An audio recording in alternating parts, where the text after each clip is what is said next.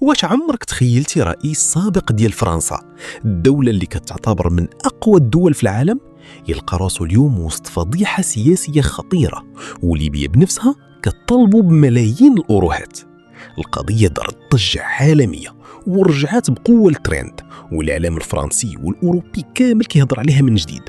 واللي زاد صدم الناس هو أن هذا الملف ماشي جديد، بل راجع لسنوات طويلة فيها السياسة، الفلوس، النفوذ، وحتى الحرب اللي قلبت ليبيا رأسا على عقب. وكما كتشوف في الصورة المصغرة المرفقة راه كتعبر على نقطة مهمة في العالم. رئيس سابق كان كيبان قوي ومتحكم في قرارات كبيرة، ولكن اليوم الملامح ديالو تبدلات، وبين وسط ضغط كبير وأسئلة خطيرة مازال العالم كامل كيقلب على الأجوبة ديالهم. القصة بدات في 2007 ملي كان نيكولا ساركوزي كيوجد الحملة الانتخابية ديالو باش يوصل لقصر الإليزي ويولي رئيس فرنسا. في ذاك الوقت كانت الحلقات بين فرنسا وليبيا قوية بزاف، ومعمر القذافي كان باغي يزيد يقوي النفوذ ديال داخل أوروبا ويقرب أكثر من السياسيين الكبار. كل شيء كان بين عادي قدام الإعلام، زيارات رسمية ولقاءات واتفاقيات اقتصادية. ولكن من بعد سنوات بداو يخرجوا معلومات وتسريبات قلبت القضية كامل. تقارير إعلامية فرنسية ودولية قالت بأن نظام القذافي مول حملة ساركوزي بشكل سري وبمبالغ ضخمة وصلت حسب بعض المصادر ل 50 مليون يورو. كما كان صادم حيث القانون الفرنسي كيحب سقف معين للحملات الانتخابية. تقارير إعلامية فرنسية ودولية قالت بأن نظام القذافي مول حملة ساركوزي بشكل سري وبمبالغ ضخمة وصلت حسب بعض المصادر ل 50 مليون يورو.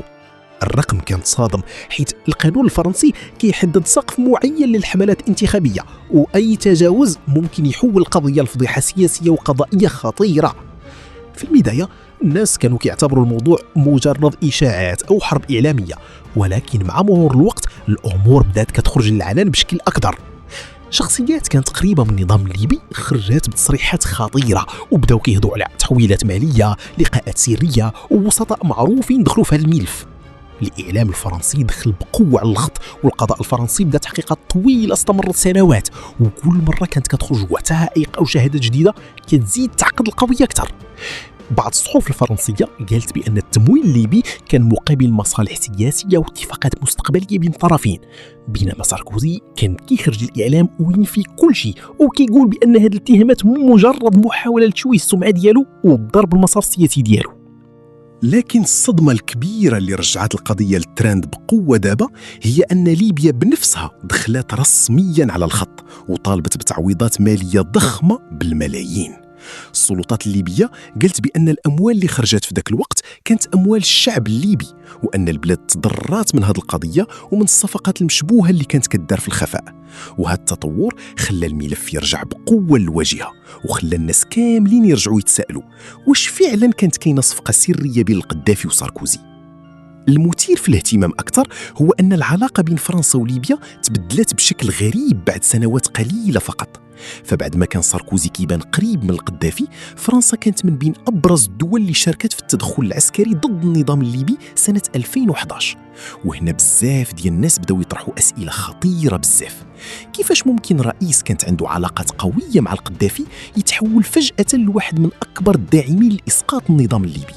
واش السبب فعلا كان إنساني وسياسي كما قالوا، ولا كاينة أسرار أخرى وخبايا مرتبطة بهذا التمويل والملفات اللي كان خاصها تبقى مخبية؟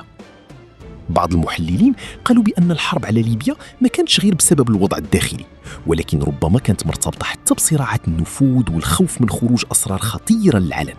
وهذه النظرية خلت بزاف ديال الناس يربطوا بين بداية التحقيقات وبين التطورات اللي عرفتها ليبيا من بعد سقوط النظام. القضاء الفرنسي بدوره ما سكتش ووجه لساركوزي اتهامات ثقيلة بحال الفساد، التمويل غير القانوني للحملات الانتخابية، استغلال النفوذ، وحتى إخفاء أموال. والمحاكمات اللي دازت خلال السنوات الأخيرة صدمت بزاف ديال الفرنسيين، حيث ما كانوش متوقعين يشوفوا رئيس سابق ديال بلادهم متابع في ملفات بهذا الحجم. بعض المحللين اعتبروا القضية من أكبر الفضائح السياسية في التاريخ الحديث ديال فرنسا، خصوصاً وأنها مرتبطة بدولة أجنبية وأموال ضخمة وتحقيقات استمرت سنوات طويلة.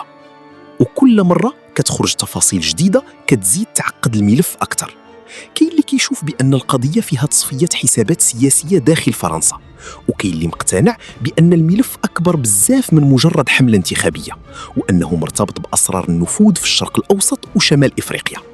ولكن الحاجة اللي متفق عليها الجميع هي أن هذه القضية فضحت بزاف ديال الأمور اللي كانت مخبية على الناس لسنوات طويلة.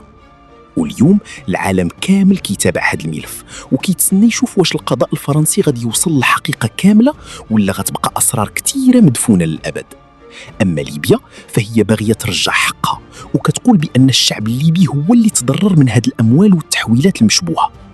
ولكن السؤال الكبير اللي بقى مطروح بقوة هو: واش فعلا ساركوزي تورط في هذه القضية الخطيرة، ولا كاين استهداف سياسي للرئيس السابق؟ واش الحرب على ليبيا كانت فعلا من أجل الديمقراطية، ولا كانت كاينة حسابات أخرى في الخفاء؟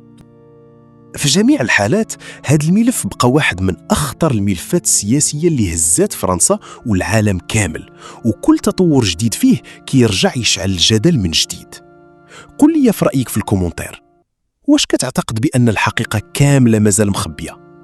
وما تنساش دير لايك وتشترك في القناة وتفعل الجرس باش يوصلك كل جديد ديال الأخبار والملفات السياسية اللي دايرة ضجة في العالم كامل.